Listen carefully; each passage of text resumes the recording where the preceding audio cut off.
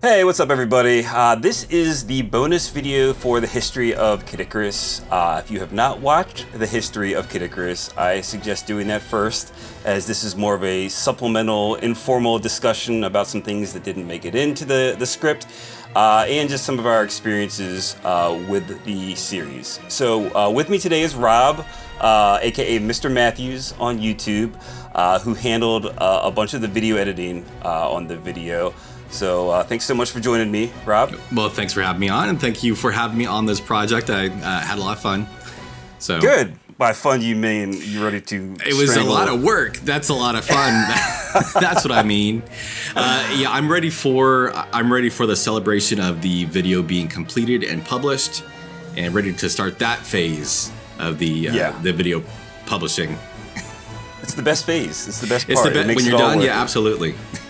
Especially when you put it out and you get 200 views and everybody ignores it. at least you know that you did a good job, you think. So. Absolutely. I kid. So a little backstory onto this project. Any of you guys that follow me on social media knew that I was kind of getting burnt out a bit on just YouTube and video editing, and I was just kind of taking its toll on me. So I decided to take a break from doing YouTube in general and videos. But funnily enough, Rob kind of came out of the blue and asked me about helping video edit my next project. And I was kind of like, I'm taking a break, but I like that. I like that idea. And it was kind of the idea was that he would kind of take some of the workload of the pressure off of my plate and make it so it wasn't quite as crazy. And I like Rob's work. He does awesome work on YouTube. Definitely check out his channel. We'll plug it again later on here. But I agreed. I thought it was a cool idea. I like working with people too. I've enjoyed collaborating. Obviously, Star Fox was a collaboration between myself and Jonathan, Life Begins at 8-Bit. But yeah, thanks so much for joining me, Rob, on this collaboration. And I think you did an amazing job, and even made me had to work a little bit harder because your animations were so impressive. So because I actually thought it was going to be easier on both of us, because I liked all your videos. I was and you don't have like a one-to-one, a completely similar style of editing, but we're similar enough that I thought maybe if I were working on like a 20 or 30 minute video, I could probably pass for Chris on one of his videos. So I asked you, if you're getting burnt out, what if you weren't doing all the editing? And so that's kind of how it went from there. And so when we decided on Kid Icarus, at that point we both love the series, but at that point all we knew was that there's only 3 games. So how long can this video possibly be, right? It's obviously not going to be like a 2-hour opus like Star Fox. There's only a fraction of the games. It's going to be like maybe a 20 or 30 minute video. So we could definitely bang that pretty quick. That wasn't exactly the case. No, it never is. It never is. I thought Actraiser was going to be really short too, and fast forward, much longer than I expected. So either way, you did an awesome job. I'm very happy with how the video came out, and hopefully everybody that watched it enjoyed it. So what we're going to get into today is talking a little bit about some of the things that didn't make it into the script or the video, some things that got cut, our experiences with the series a little bit, and just some things we might have wanted to expand on that didn't get, this is kind of more of a general overview as most of my videos are. So I want to kind of just talk maybe about a few things that were glossed over a bit in the actual documentary. Mm-hmm. So we're going to do this chronologically. Let's start with Kid Icarus / Hikari Shinwa Paratena no Kagami on the Famicom disk system. It's a good place. Yeah, and I think one of the silliest things, and one thing that I tried so hard to make work on the script and I just couldn't, was the blatant lack of censorship in the NES instruction manual and in the Famicom manual, but especially with Nintendo of America being insane about some of the things they censored. And they just left in exposed harpy breasts. Just right there, there's no mistaking them. And they just left them in there. And I still, to this day, I don't know how that slipped past the Nintendo censors. I think they expose themselves as people who don't read their own manuals, clearly. Because they'll put more clothes on a girl that's not even naked, but they'll let those bare boobs on the monster pass through the red pen section. So very strange. I just thought that was a very bizarre occurrence for how Nintendo was at that point. So the next thing I wanted to talk about was the soundtrack that released on a 7-inch dual-sided vinyl alongside, you guessed it, Metroid. In February of 1987, right when the NES Kid Icarus came out, which was pretty cool, and once more kind of ties that connection between the two series together, the Metroid Kid Icarus connection, which has kind of endured over the years, which is kind of crazy. Yeah, it really has. So it's interesting that it's been seen and treated as like a sibling series from the beginning, and they've done like some remix albums together also, I believe. Yeah. So I'm just like, I guess it's so strange because I don't think there's any other series really out there that have this strange kind of connection with each other that I can think of. I'm sure there are some that I'm just blanking on, but they've always just been kind of hand in hand as oftentimes the neglected, Nintendo series, because obviously they didn't perform as well as, like Mario Brothers and Zelda. But the one big thing is that they shared the same composer. Like that's the one thing. They're both R&D 1, obviously too, which helped. But they both Hip Tanaka is absolutely. I think that the Kid Icarus soundtrack is one of his best. I think the Kid Icarus music is better than the Metroid soundtrack, I think. I would agree with that too. In my humble opinion. And no, it's a hot take, and it is a hot take that I will get behind. I love the Metroid soundtrack. But other than like the Kraidslayer, I think is probably the standout track that might compete with something on Kid Icarus, but Kid Icarus' soundtrack is small but mighty. He did some excellent work on that. Yeah. So. Yeah, definitely. And I think one thing that I noticed a lot when I was researching this, one of the big connections that I couldn't really verify or find much information on, but a lot of people just seem to kind of like go with it, is that Kid Icarus uses the Metroid engine. I see this thrown around a lot. I asked a bunch of people that are like, I consider like experts on the series, and they were like, maybe it shared some lines of code and, some things that like the way they did the physics, but there was not really like an engine at the. Yeah, I don't even know what that means. I mean, it makes sense. I'll buy it if that's. I don't really need to question it too much. I can see it. They kind of run the same way, but sure. I just couldn't find a source. I couldn't find a single source that linked those officially. And like, I think, I'm not going to call them out for it, but there was one publication that printed it back like maybe a decade ago. And I reached out, for a comment, and they, as usual, just ignored me. And they're probably busy to worry about some small ass YouTuber. But anyways, I always thought that was very strange, and that's just kind of like an accepted thing on the internet.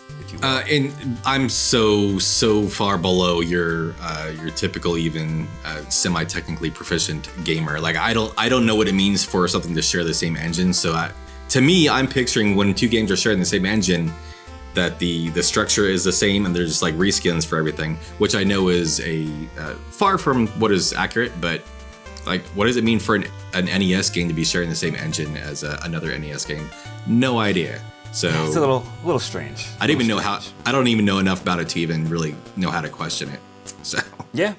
So to change gears here, what is your experience with the original Kid Icarus? Now, the original Kid Icarus was just one of those NES games that I never owned as a kid, but I always had like this. I always had this fascination with it. My earliest memory with the Kid Icarus series was, and it's a shame that kids these days won't have this experience, but you just need to understand that back in 1986, 87, the NES was so huge. It was a cultural event.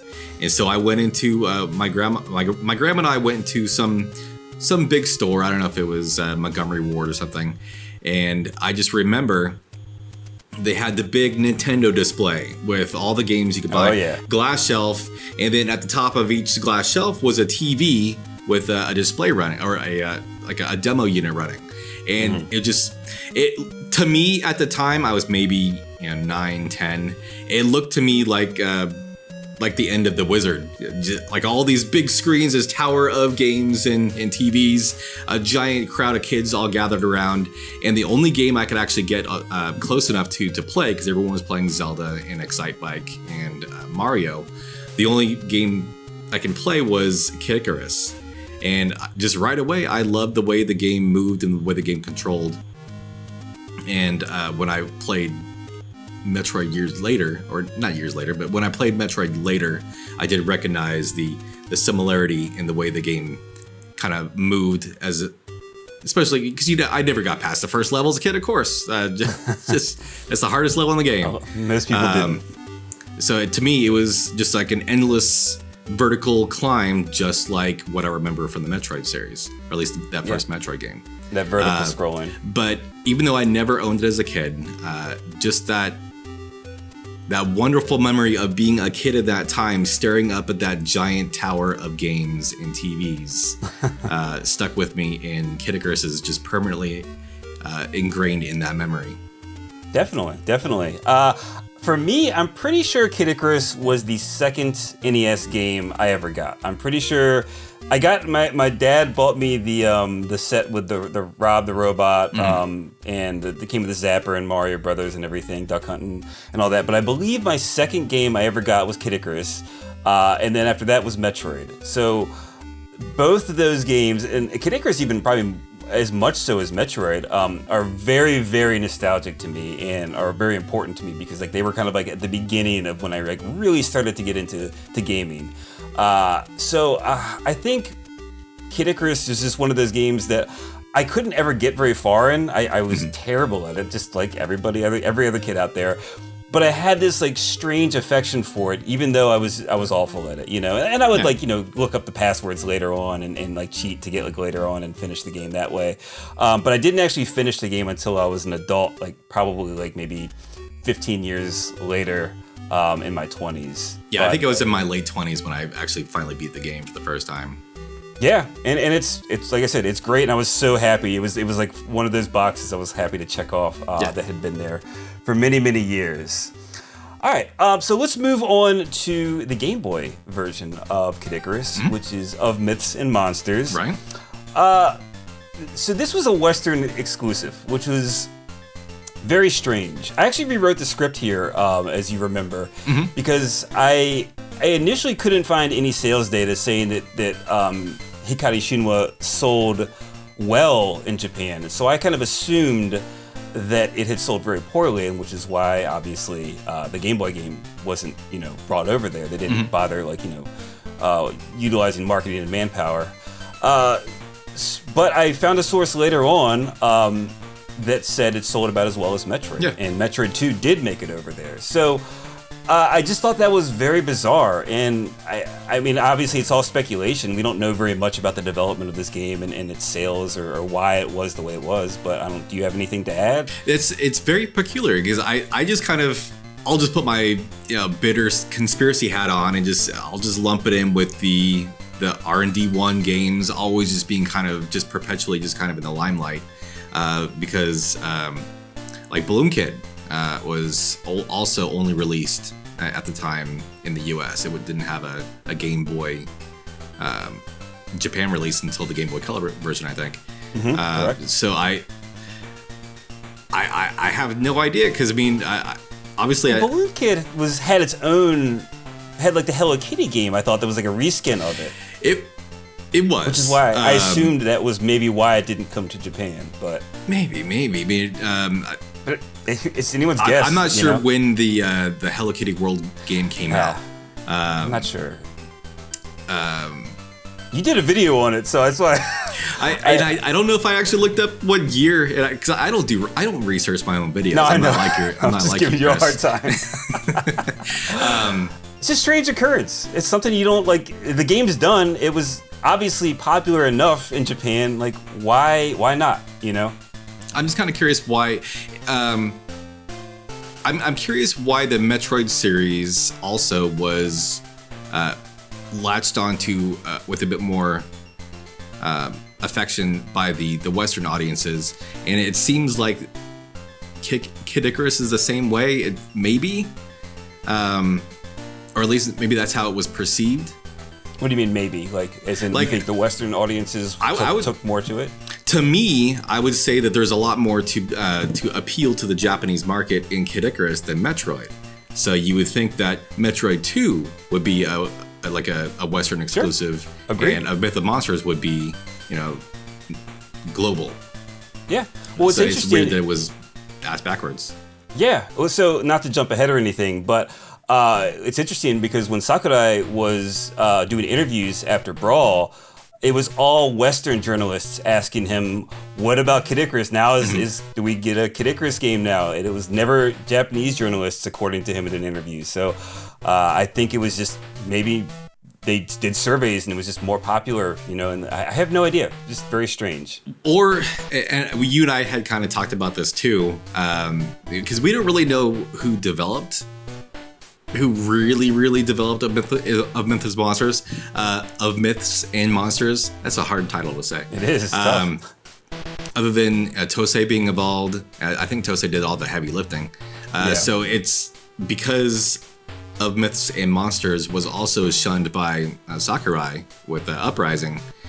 Maybe Nintendo from the beginning just kind of only saw it as kind of like a quick, almost trashy game. Let the Americans have it. We don't want to sully the good Kid Icarus name with this, but it was a good game. Yeah, it was good. And I mean, so that brings us to our next thing is what's your experience with the Myths and Monsters? I don't like it as much as the NES version. However,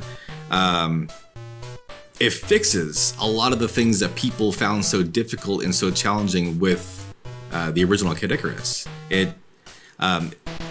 It's too bad that Kid Icarus didn't get an NES sequel or Super Nintendo sequel with these quality of life additions and improvements, because it's such an easier game and just a more fun game to play. Of course, that just means you could just burn through it, sit down for the very first time with no experience with it and just be done with it completely in 2 or 3 hours. Yeah, not a difficult game. It's still fun. It still addresses the things that people didn't and still don't like about the original Kid Icarus. So it's a shame that I'm sorry. I could ramble on about this. Good. No. I get what you're saying. I never played the original when it came out. I never played of Myths and Monsters. The first time I played this game was doing this video. Was this year, capturing footage and kind of just like playing through it myself. And I was blown away by how easy it was. Like, because there's no the screen comes back down with you, so that scrolling back down really is makes things a lot easier. So I would say on paper, I think Of Myths and Monsters is a better game than Kid Icarus, but I prefer Kid Icarus more. I don't know if that's nostalgia talking or what, but I prefer. I think I also like the screen being zoomed out more. I don't like the zoomed in screen, but there's not much they can do there. Yeah, I get it. It's an easier game to look at, Kid Icarus, the original. Yeah. The soundtrack on the original game is a little better too. Not a little, much. Well, better. I really like that with the stage one, the underworld theme of Myths and Monsters is really good, but it's a couple steps forward in some ways, but a few steps backwards in other ways. It's a nice game. I would still put it below the original NES game, unfortunately. No. I don't totally. I understand why. I totally understand why. I never played it as a kid because I thought it was a port of the NES game. I had no idea it was its own game. And I mean, it doesn't stray very far, let's be honest here. Really.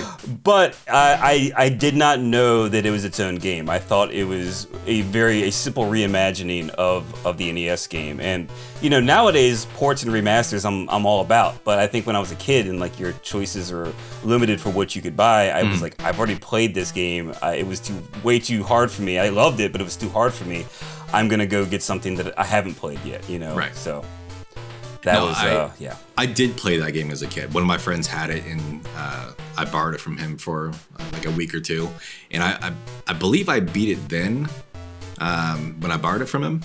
But the first time I actually remember beating it was in my mid-20s when I was starting to collect Game Boy games. Okay. But unfortunately, I've beaten it probably half a dozen times just making this video to capture footage and stuff.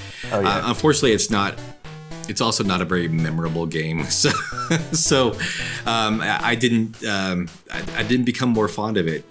Just making the video, it's a nice game though. I enjoyed it. I thought it was fun. Like I said, I think on paper it's a better game, but I don't like it more. So that's, I guess, my final word when it comes to that. So let's chat about after the Game Boy game. I don't know if you were really so how big of a Kid Icarus fan were you at that point? Like in the early mid 90s, were you super into the series, or was it not really until later that you got into it? Not really. I was into the series enough that I was actually excited when Kid Icarus news started to kind of come back a little bit. But it wasn't. I also didn't really follow Nintendo that much after the Game Boy, so there wasn't my last Nintendo console system as a kid was the Game Boy. My next Nintendo console that I bought was the GameCube, so I completely skipped over the Super Nintendo and the N64. So I didn't even have a system whose library I wished had a Kid Icarus game in between. Of Myths and Monsters and essentially Brawl. So I didn't, even though I'd never stopped feeling fond of that memory I had of the NES game, I didn't pine for it all.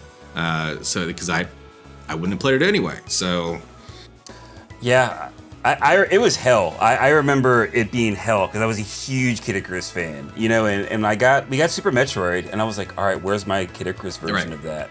And there were these rumors in the magazine that we talk about, and I got so excited. I was like, they're gonna finally do it. It was as I thought it was a tentpole series. Mm-hmm. I was a kid. You the games you play when you're a kid. You always think that they are way more important to the companies than they often are. Yeah. But it passed, and then we got the N64, and then nothing again. And then GameCube, I gave up. It's kind of I think a lot of people had kind of given up after the GameCube kind of came and went. Yeah. Because they redid a lot of stuff for GameCube and reinvented a lot of series. And I think that with Kid Icarus not making the cut once more, it was just really, really miserable. So before I get into the next part, though, before we get into Brawl, there were two more cameos for Kid Icarus that I did not mention in the video. The first is Donkey Konga 3, the Japan exclusive Donkey Konga 3, and I think there was 20-some Famicom tracks that you could play, and Kid Icarus was one of those. Kikari Shinwa, and then Push Mode, which was a 2011 3DS game. It's a puzzle-ish kind of game. And there was a big pit. You kind of it's almost like a platformer. I've never played it, but I was watching footage of it. Because Push Mode actually got quite a good marketing push when it came out. So I did buy it, and I enjoyed the game, but I didn't get deep enough in the game to find the pit level or the Kid Icarus. They're very level. late from what I've seen. Yeah, because it is a hardcore puzzle game. It looks cute, but it's a head scratcher in some places. So I eventually just kind of gave up before I saw some of the more intense puzzles. Definitely. But when Brawl came around, I remember the drought had kind of ended in a sense where there was something real and tangible for the Kid Icarus series being acknowledged. After so many games with Nintendo just kind of refusing to talk about it and acknowledge it. So I don't know if you were excited, but I was flipping. I was a big Smash Brothers fan too, but I was flipping out when Pit got announced. I was so happy. I didn't realize how that I had missed the Kid Icarus series until he got announced in Brawl, because I was super excited about that because my friends and I had been playing Melee. So I didn't care about Snake. I didn't care about Sonic. I was excited that Pit was in the game. And he's the first character I was playing as, and he was probably one of my standard go-tos also. So yeah, he's awesome. He's great, and he's stuck around. He's in it for the long haul when it comes to Smash Brothers now. It seems. So one non-Kid Icarus fact that I thought was crazy that I really wanted to mention in the video, but I didn't. I just couldn't really make it work in the script. When Iwata approached Sakurai about doing Brawl, his backup plan, if Sakurai had refused, was to port Melee to the Wii with internet connectivity, which is crazy to me. Which is like, I would have gone crazy. I love Melee. Melee is one of my favorite video games of all time. I know that everybody is tired of hearing about that, but I still think it's one of the greatest games ever created. And I would have loved to see that. I mean, it would have run like probably just crap on the Wii's, internet service, the Wi-Fi, but I just couldn't believe that was a thing. I had no idea that had ever even been considered, and that if Brawl had not come out, history would have been greatly altered. Well, I think that, Kid Icarus aside, I think that would have satisfied Smash Brothers fans. When Brawl came out, I was still stupid enough to think that, well, this is just a one-to-one replacement for Melee. So I sold Melee and just made Brawl my go-to Smash Brothers game. So that would have been just kind of a natural step for me just to replace the GameCube version of Melee with the Wii version. I don't know if I would have cared about the online. I never even played online with Brawl. It ran very, very poorly. Okay, yeah. So I didn't miss anything. I was excited for it. I was a big Melee player. I used to jump in tournaments and stuff like that. So I would have been fine with Melee getting ported. But Brawl, with all the new characters, the fleshed out single player campaign, I was excited for it. But after like a month or two, like all my friends were just back to playing Melee again. I think kind of forgotten. Very quickly, people were saying that Melee just played better. So I guess it was faster. I wasn't enough into the Smash Brothers games to really see the difference. I liked all the new bells and whistles in Brawl. So sure. Anyways, enough about Smash Brothers. You get me going about that. I won't shut up. So let's talk Uprising. Okay. So one of the big things that we didn't get to talk about with Uprising that I still am kicking myself for not adding it in, but I feel like the video had already gotten way too long at that point.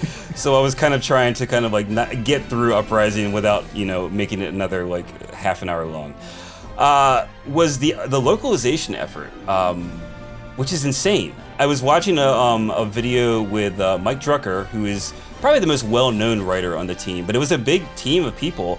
And they were working alongside Sakurai as he was writing the script, which is kind of crazy. It's you don't hear about that very often, but they were like every couple of days, or even sometimes every day, they were like, he would come to them and be like, here's the next part, or here's what I've added, and they would be like making jokes that would make sense to Western audiences, and reworking a lot of things to the jokes that were meant more for like Japanese audiences, which I thought was very interesting. That's cool, because it's there's so much dialogue in Uprising, and almost if you took all the lines of dialogue, I feel like at least 60% is some kind of joke. Like it's a very lighthearted, funny game. So they'll just hats off to the efforts of the localization team on that one. Amazing work. I was so happy with how many nods there were, just in general in the script to the original. Like I was blown away by how often they referenced the original game, and how much it's rare that you see a game pay as much respect to its predecessor as Uprising did to Kid Icarus or Hikari Shinwa. Absolutely. It blew my mind. Absolutely blew my mind. I feel like they didn't miss a single opportunity to at least acknowledge that something that's happening in the game right now, it has at least something similar has happened in the previous game.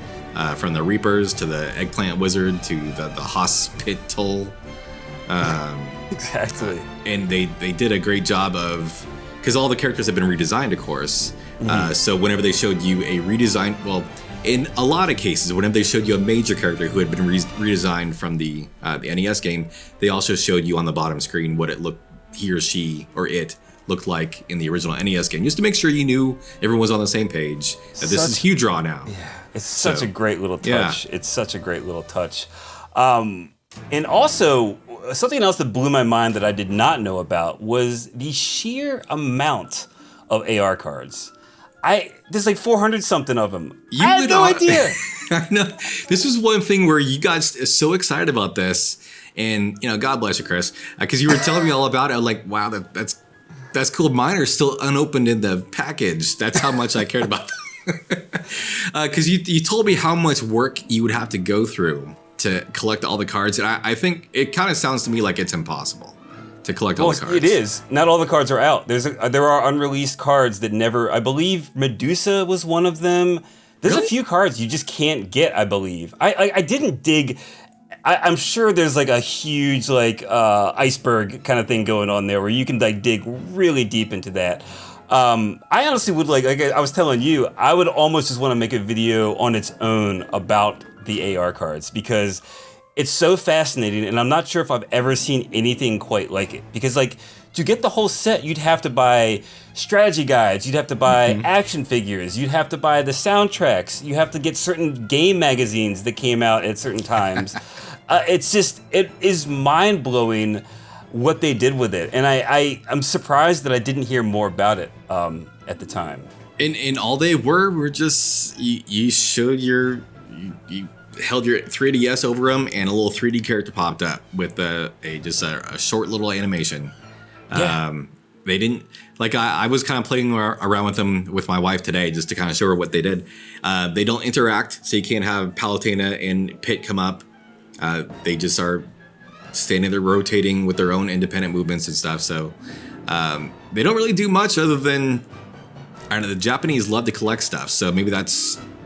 I'll tell you, Americans and Western people do too. I'll tell you right now, they are Pokemon cards are just as big over here, I believe. So, but they're just Smash Brothers trophies in card form, that you can scan in essentially. That's what it was. I mean, it's because I really that's why I loved about Brawl, because I felt that Brawl had a lot more of the trophy hunting, and I don't know if they got into the stickers yet, but I mean, there's just so much to do and collect. So that I guess what I appreciate about the AR cards and Uprising is that that was Sakurai bringing that same mindless collecting aspect that grabbed a lot of people in the Smash Brothers games, and just putting that in the real world. So yeah, I guess it's kind of a logical step. I just never grabbed me. So I didn't realize it was so in depth. I didn't realize there were so many. It kind of was a mind blowing moment when I was researching that part. So let's talk about our experiences with Uprising. I know you are a diehard Uprising fan, much more so than me. So what are your experiences? What are your thoughts on the game? Well, I was a day one purchaser. I followed the series or followed the game quite avidly when it was going through its development phase, and all the little news tidbits. I was super excited when it got announced at E3. And when I bought it, I played it. It did not disappoint. I was fully aware of the criticisms of it, because the only criticism the game really gets is how it's not comfortable to play. Which is a shame, because the controls work perfectly. It's just that it hurts to do it. Because I feel like the control scheme that they've designed on paper, or at least in practice, works better than even a dual stick shooter. It just hurts to do it. So I showed you my save file. I think it was pretty close to 100 hours.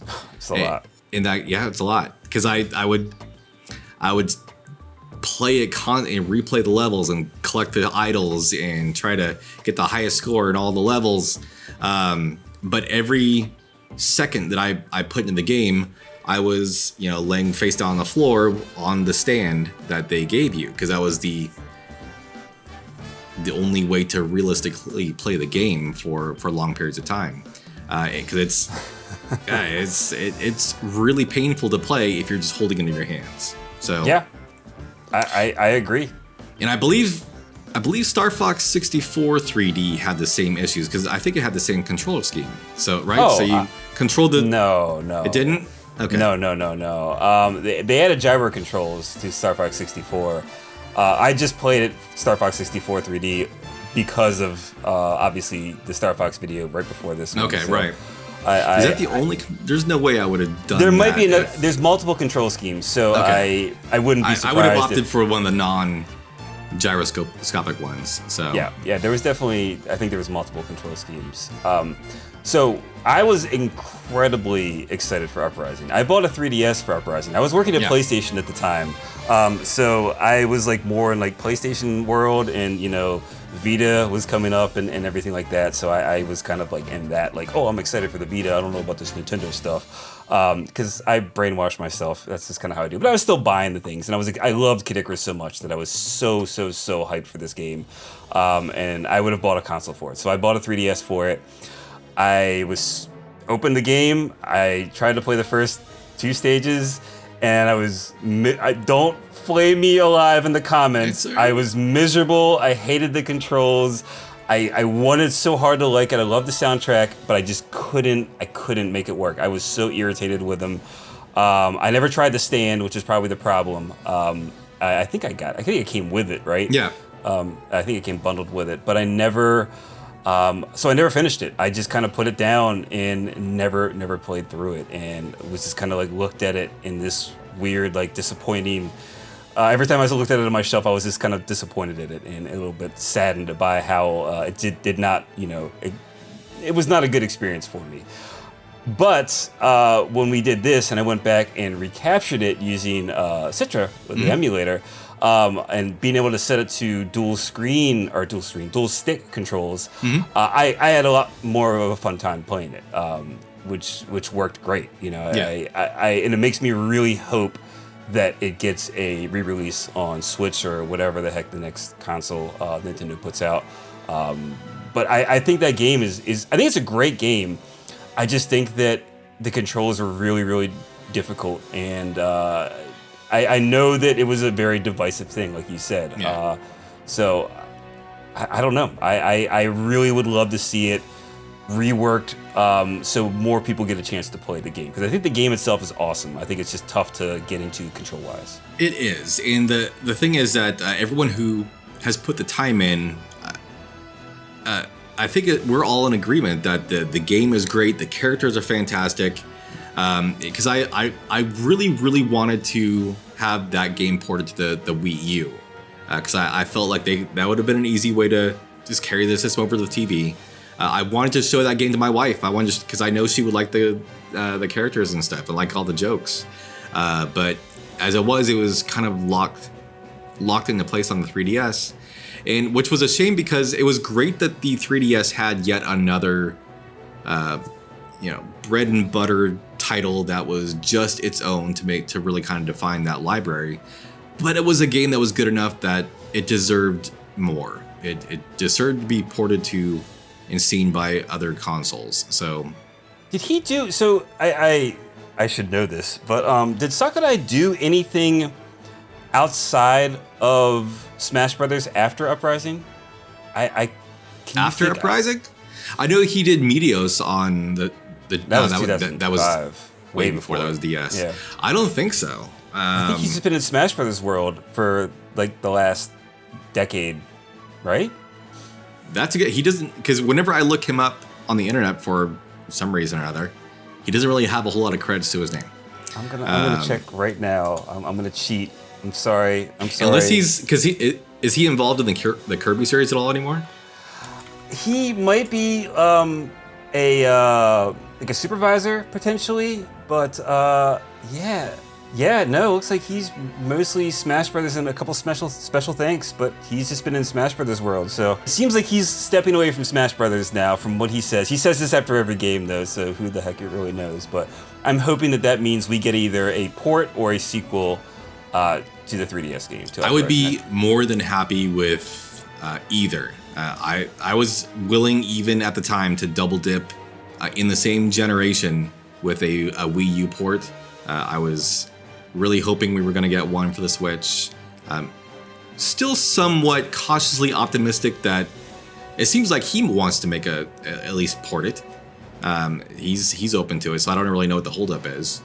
But it also seems like when they made the game, it kind of seems like they were aware that there was at least a possibility that would be the only game they made, because they put so much into Uprising, where it was almost like the story was almost like 3 different games just kind of smashed into one.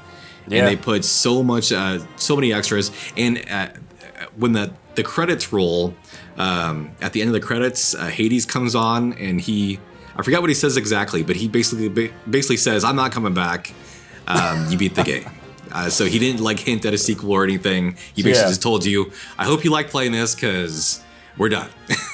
Yeah. So it was definitely, it felt like a one-off kind of game, especially at the end.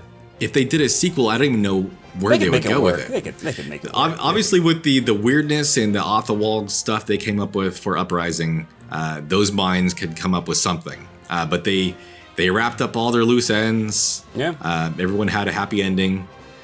Even Hades seemed okay at the end, despite being spoilers, less than dead. Yeah, it's a 20-year-old game. Come on. Yeah, it's fine. But yeah, no, I guess time will tell. If you're watching this in the future and a new Uprising or Uprising port has happened, yay! I'm very happy that the future we are probably playing at the same time. Yes, exactly. The future is not as bleak as we thought. All right, so that's pretty much all I have. I don't know if you have any final thoughts about the series. I mean, just kind of what it represents, or what. Just anything to add. I don't know. I feel like we've gushed about all the games. I will say that just as a series, I still hold a bright, shiny torch for this series. A little more dim on like A Mist of Monsters, but it's still a cute little game for the Game Boy. But Kid Icarus on the NES would easily probably be in my top 20. At least my top 20 favorite NES games.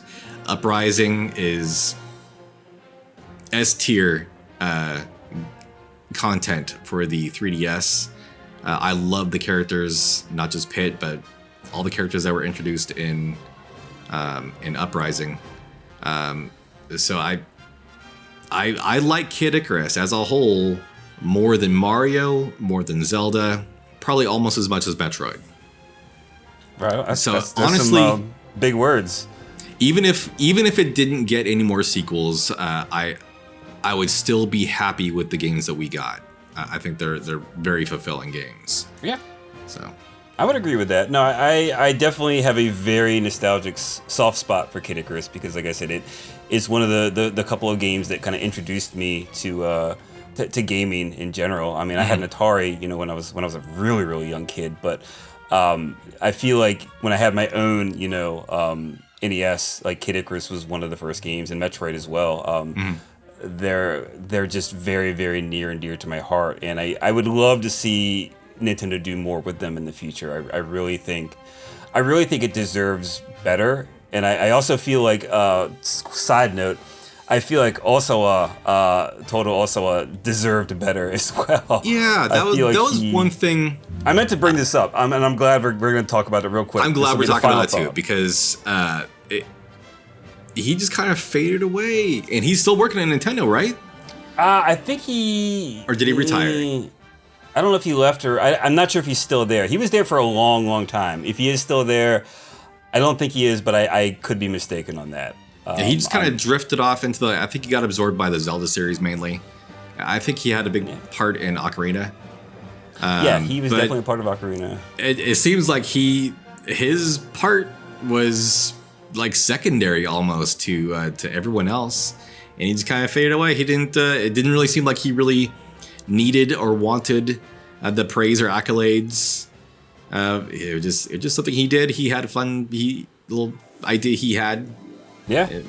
cute little game he made, and that was kind of it for him. Seems like it never became. So I think like he never became one of those like rockstar developers. Absolutely, like, it was in the limelight, like Sakurai and Sakamoto and Miyamoto. Obviously, yeah, Miyamoto. Yeah. I also think that's what also made me kind of wonder how well Kid Icarus or Hikari Shinwa was received in Japan, because like I said, it's just kind of like he kind of faded to the background, and like even though he did everything on that game, I feel like he's barely acknowledged in the grand scheme of Nintendo's history. And he only did one game to be fair, but I feel like Kid Icarus was kind of a big deal. And especially with like the password system, what it did for Western, gaming as well. So I just think that I feel like he deserved better, but I don't know what happened behind the scenes. I just was always kind of surprised. It was just sad that his story kind of came to an end very quickly in the Kid Icarus scheme of things. So sure, yeah, I would agree. I hope he's proud of what he did, though. I think he is. I think he.